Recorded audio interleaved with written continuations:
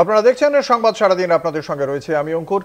আর সেই মুহূর্তের গুরুত্বপূর্ণ খবরে, গতকাল উত্তর চব্বিশ পরগনার সন্দেশখালীর কানমারিতে ভারত সেবাশ্রম সংঘের সভায় বিরোধী দলনেতা শুভেন্দু অধিকারীর জনসভা ছিল এবং সেই জনসভাতে শুভেন্দু অধিকারী বিরোধী দলনেতার জনসভাতে গড়হাজির ছিলেন রেখা পাত্র। এই রেখা পাত্রকেই বসিরহাট থেকে লোকসভার প্রার্থী করেছিল ভারতীয় জনতা পার্টি। সন্দেশখালীতে যে আন্দোলন হয়েছিল সেই সময় তার রাজনৈতিক গুরু সুজয় মাস্টারের হাত ধরেই রাজনীতিতে আত্মপ্রকাশ। প্রধানমন্ত্রী নরেন্দ্র মোদী তাকে ফোন করেছিলেন, তারপরে সেখানে নির্বাচনে প্রতিদ্বন্দ্বিতা করেছিলেন। রাত 8:30টার সময় আমরা যখন জানতে পারি সেই কেন তিনি গড়হাজির ছিলেন, আমরা জানতে পেরেছিলাম যে তিনি নাকি হাসপাতালে ভর্তি রয়েছেন, এমনটাই জানতে পেরেছিলাম। ভারতীয় জনতা পার্টির পক্ষ থেকে আজকেও সে কথা জানানো হয়েছে যে তিনি হাসপাতালে নাকি ভর্তি ছিলেন। কিন্তু তারপরে রেখা পাত্রর স্বামীর সঙ্গে কথা বলেন আমাদের প্রতিনিধি নিমাই পান্ডা। কি বলেছেন সেখানে রেখা পাত্রর স্বামী, রেখা পাত্রর অসুস্থতা সম্পর্কে আমরা শোনাবো দর্শকদের। নমস্কার সন্দীপবাবু, আমি নিমাই পান্ডা বলছি, সাংবাদিক। আমি দিদি কেমন আছেন? আমি যে দিদি ভালো আছেন, শরীর ভালো আছে? হ্যাঁ দিদি শরীর ভালো আছে। আপনি কি ভর্তি হয়েছেন কোন হাসপাতালে? কে বলছো আপনার পরিচয়? আমার নাম নিমাই পান্ডা, আমি সাংবাদিক একজন। হ্যাঁ, তো মানে আমাদের কাছে একটা খবর আছে যে উনি কোনো অসুস্থ হয়ে হাসপাতালে ভর্তি বা ছিলেন, এরকম কিছু হয়েছে নাকি? কিছু না না, অসুস্থ হননি বা জ্বর ছিল, ভালো হয়ে গেছে। ও গায়ে জ্বর ছিল, বাড়িতেই ছিলেন তো? আচ্ছা আচ্ছা, থ্যাংক ইউ, ভালো থাকবেন। হ্যাঁ,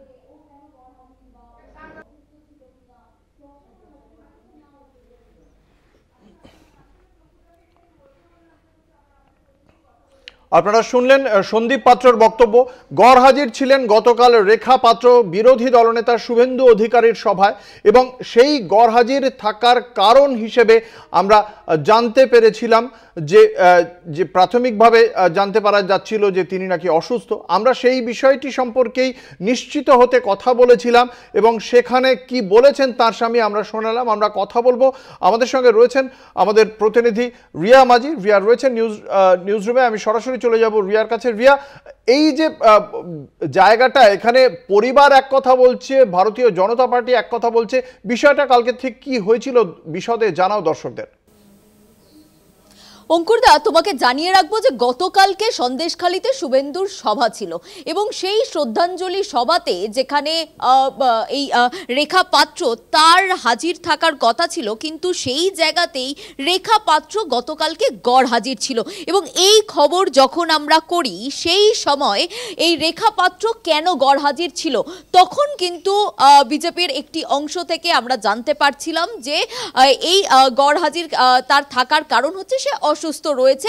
আবার কোথাও কোথাও শুনেছিলাম যে সে কলকাতার এক বেসরকারি হসপিটালে অ্যাডমিট রয়েছে। সেই কারণের জন্যই পুরো বিষয়টা নিশ্চিত হতে আমরা একদম সরাসরি আমার সঙ্গে রয়েছে এই মুহূর্তে নিমাই সরাসরি কিন্তু তার পরিবারের সঙ্গে কথা বলেছিল, অর্থাৎ এই রেখা পাত্রর স্বামী সন্দীপ পাত্র তার সঙ্গে সরাসরি কথা বলেছিল এবং সন্দীপ পাত্র তিনি বলেছেন যে তিনি সুস্থ রয়েছেন, অর্থাৎ রেখা পাত্র সুস্থ রয়েছে, জ্বর হয়েছিল কিন্তু তিনি সুস্থ রয়েছে, কোনো হাসপাতালে ভর্তি হয়নি। আমার সঙ্গে এই মুহূর্তে নিমাইদা রয়েছে, আমি সরাসরি নিমাইদার কাছে যাব। যে তুমি গতকালকে তুমি ফোন করেছিলে, সেই ফোন করার সময় সন্দীপ পাত্র তিনি একটি রিপ্লাই দিয়েছিলেন, তিনি কথা বলেছিলেন তোমার সঙ্গে। ঠিক কটার সময় এই রিপ্লাই দিয়েছিল, কটার সময় তুমি ফোন করেছিলে, একদম বিস্তারিতভাবে আমাদের দর্শকদের জানাও। দেখো, একেবারে সন্দেশখালী আন্দোলনের প্রধান মুখ রেখা পাত্র, তিনি সন্দেশখালীতে বিজেপির এত বড় কর্মসূচি যেখানে শুভেন্দু অধিকারী হাজির থাকছেন, সেখানে রেখা পাত্র নেই। স্বাভাবিক একটা প্রশ্ন উঠবে যে কেন তিনি নেই, কেন তিনি অনুপস্থিত। এবং এই নিয়ে একটা গুঞ্জন শুরু হয়ে গেছিল যে তিনি কি তাহলে কি তৃণমূলের দিকে পা বাড়াচ্ছেন, তার কারণ তার রাজনৈতিক গুরু ইতিমধ্যেই তৃণমূলে যোগদান করেছেন। কিন্তু অবশ্যই আমরা সাংবাদিকতা করতে গেলে যে প্রথম প্রশ্নটা আসে যে কোনো গুঞ্জন বা কোনো রকম কানাঘুষো কথা শুনলেও তা আমরা কনফার্ম করি, এবং কনফার্ম করাটাই হচ্ছে একেবারে সঠিক সাংবাদিকতার পরিচয়। যে কারণে আমরা কিন্তু আমি ফোন করেছিলাম সন্দীপ পাত্রকে, রেখা পাত্রের স্বামী। রেখা পাত্রকে ফোনে পাওয়া যাচ্ছিল না। সন্দীপ পাত্র তাকে 8টা নাগাদ ফোন করি। তিনি 8:31 মিনিটে, গতকাল সন্ধ্যে 8:31 মিনিটে তিনি আমাকে ফোন রিং ব্যাক করেন তার রেকর্ড তো অবশ্যই রয়েছে এবং সেই রেকর্ডটা রিয়া তুমি শুনতে পেলে, এবং সেখানে পরিষ্কার তার কাছে জানতে চেয়েছিলাম যে রেখাদি কেমন আছেন বা রেখা দেবী কেমন আছেন। তিনি জিজ্ঞেস করেন আমি কে বলছি, তার আমি জবাব দিই, এবং তারপর তিনি জানান যে না, তিনি সুস্থ রয়েছেন, বাড়িতে রয়েছেন। তখন একেবারে স্পষ্ট প্রশ্ন ছিল যে তিনি কি কোনো হাসপাতালে ভর্তি হয়েছিলেন? তখন তিনি বলেন না, কোনো হাসপাতালে ভর্তি তিনি হননি, তিনি বাড়িতেই আছেন। কয়েকদিন আগে সামান্য জ্বর হয়েছিল, সেখান থেকে তিনি সুস্থ হয়েছেন, এবং কখনোই তিনি মানে গতকাল 8:31 যখন কথা হচ্ছে তখনও তিনি বলছেন যে কোনো হাসপাতালে তিনি ভর্তি হননি। অথচ আজকের যে ভিডিও, বিজেপি যেভাবে আজকে এই ভিডিও প্রকাশ করলো, শঙ্কুদেব পণ্ডা যিনি বিজেপির মুখপাত্র এবং তিনি বিজেপির নেতা, তিনি গিয়ে আজকের ভিডিও তুলে দিচ্ছেন যে তিনি হাসপাতালে ভর্তি, তাই তিনি যেতে পারেননি শুভেন্দুর অনুষ্ঠানে, এবং সেটা আজকে ভিডিও করতে হলো। তাহলে কি চাপে পড়ে গতকাল যেখানে একদম স্পষ্ট তার স্বামী বলছেন যে তিনি কোনো হাসপাতালে ভর্তি হননি, ভর্তি হওয়ার মতো তার অসুস্থতা হয়নি, সামান্য জ্বর হয়েছিল, তিনি সুস্থ আছেন, এবং গতকাল 8:31 সন্ধ্যে 8:31 বা রাত 8:31 যাই বলতে পারো, সেই সময়ে তিনি সুস্থ আছেন, বাড়িতেই আছেন। তাহলে আজকে হঠাৎ করে হাসপাতালে ভিডিও পাওয়া যাচ্ছে, সেটা অবশ্যই দুরকম কথা শোনা যাচ্ছে, এবং সেই দিক থেকে অবশ্যই পরিবারের কথাই বেশি গুরুত্ব অবশ্যই দেব। আমরা এই খবরেই থাকবো, কিন্তু একটা ছোট্ট বিজ্ঞাপনী বিরতির পর আবারও ফিরে আসছি এই খবরে। আপনারা সঙ্গে থাকুন, দেখতে থাকুন কলকাতা টিভির এক্সক্লুসিভ খবর। গতকাল কানমারের যে ভারত সেবাশ্রম সংঘের সভায় পৌঁছেছিলেন বিরোধী দলনেতা শুভেন্দু অধিকারী, সেখানে সেই জনসভায় উপস্থিত ছিলেন না রেখা পাত্র, সন্দেশখালীতে বসিরহাট কেন্দ্রের বিজেপির প্রার্থী, এবং তখন শোনা যাচ্ছিল তিনি নাকি অসুস্থ।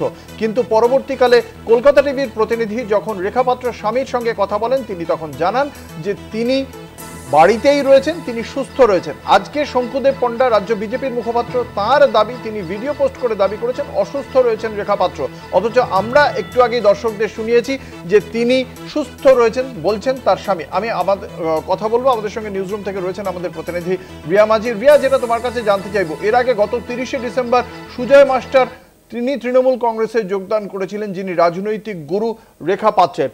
বিরোধী দলনেতার মতো রাজ্যের শীর্ষ বিজেপি নেতার সভা এড়িয়ে যাওয়া তাহলে কোন দিকে ইঙ্গিত করছে? একদমই অঙ্কুরদা, গতকালকে কিন্তু আমরা এই নিয়েই এই আলোচনা করেছিলাম যে এই রেখা পাত্র, যাকে দেখা গিয়েছিল 2024 লোকসভাতে এই প্রার্থী হিসাবে চিহ্নিত করে নিয়েছিল বিজেপি, কারণ এই সন্দেশখালী যখন ধারাবাহিকভাবে চলছিল সেই সময় শুভেন্দু অধিকারীকে বারংবার দেখা যায় যে রেখা পাত্রর বাড়ি যেতে, একদম রেখা পাত্র ছায়া সঙ্গী হিসাবে বা ছাতার মতো সব সময় শুভেন্দু অধিকারীকে পাশে থাকতে দেখা গিয়েছে রেখা পাত্রে।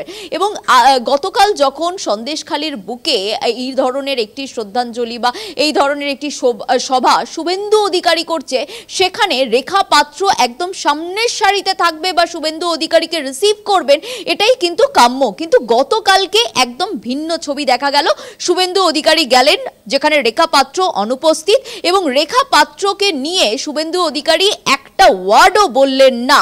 এবং তারপরেই যখন আমরা এই খবর সম্প্রচার করি, সেই সময় কিন্তু আমরা এই বিজেপির তরফ থেকে যখন আমরা জানার চেষ্টা করি যে কেন এই রেখা পাত্র তিনি হাজির হলেন না, তখন বিজেপির একাধিক অংশ তারা বলতে থাকেন যে তিনি অসুস্থ রয়েছেন। এবং কিন্তু তার স্বামী সন্দীপ পাত্র তিনি স্পষ্ট জানিয়ে দেন যে তিনি জ্বর হয়েছিল কয়েকদিন আগে, কিন্তু তিনি সুস্থ আছেন, বাড়িতেই রয়েছেন। একেবারে ধন্যবাদ রিয়া, আমাদের সঙ্গে ছিলেন আমাদের প্রতিনিধি রিয়া মাঝি। অপপ্রচারটা কে করছে? তৃণমূল থেকে করছে অপপ্রচারটা। কি করছে? অপপ্রচার করছে যে শুভেন্দু অধিকারী সন্দেশখালী সভা করতে আসলো, সেখানে রেখা পাত্র উপস্থিত নেই। রেখা পাত্র কি অবস্থায় আছে সেটা কি যে মিডিয়া এই প্রচারটা করছে সে কি জানে আদৌ? না ওরকম মিথ্যে প্রচার করে ওনারা নিজেদের ইয়ে বাড়াতে চাইছে, ইমেজটা বাড়াতে চাইছে।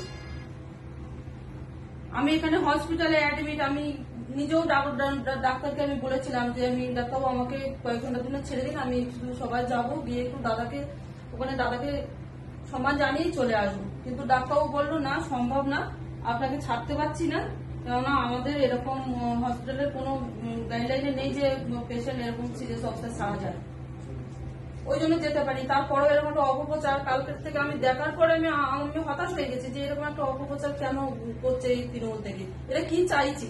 আর বারবার এই কি নাম আমাদের সন্দেশখালী সুজয় মাস্টার কে? এ তো প্রথম থেকে যে নিজেই বলছে যে আমার বাড়িতে তৃণমূলের জন্ম, তারপরও কেন একে নিয়ে আমার ওর সাথে আমার নামটা জড়িয়ে বারবার কেন কালিমা লিপ্ত করতে চাইছে আমি বুঝতে পারছি না। তৃণমূল বলছে তুমি নাকি তৃণমূলে যাবে, এরকম এটা একটা অবাস্তব কথা, অসম্ভব। তৃণমূলে যাওয়া আর মানে বিষ খাওয়া আমার কাছে সমান। তৃণমূলে যাওয়ার কোনো প্রশ্নই আসে না। ভারতীয় জনতা পার্টি আমাকে যে সম্মান দিয়েছে, যে বিপদের হাত থেকে বাঁচিয়েছে, আমি সেই ভারতীয় জনতা পার্টিকে সম্মান করি আর সেই ভারতীয় জনতা পার্টিতেই আমি থাকতে চাই। আর যদি আমি কখনো পলিটিক্স নাও করি তবুও আমি এই ভারতীয় জনতা পার্টিকেই সাপোর্ট করে দেবো। ঠিক আছে, তুমি রেস্ট নাও, কথা বলতে হবে না, তুমি রেস্ট। এই তুমি রাখো না।